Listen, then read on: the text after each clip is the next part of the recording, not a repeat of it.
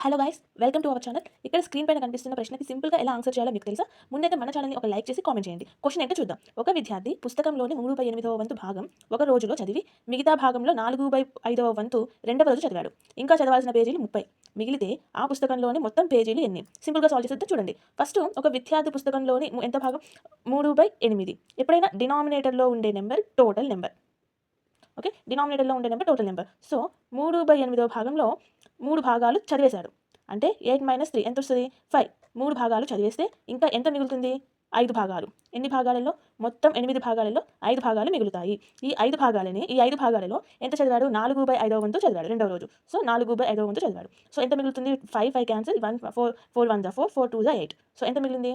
1/2. ఇది మిగిలింది. ఇందులో ఎంత మిగులుతుంది అంటే టోటల్ పార్ట్స్ 2లో 1 పార్ట్ అయిపోతే ఇంకా ఎంత పార్ట్ మిగులుతుంది? 1 పార్ట్. ఈ 1 పార్ట్ పేజీలు మిగిలిన పేజీలు ఎన్ని మిగిలాయి? 30.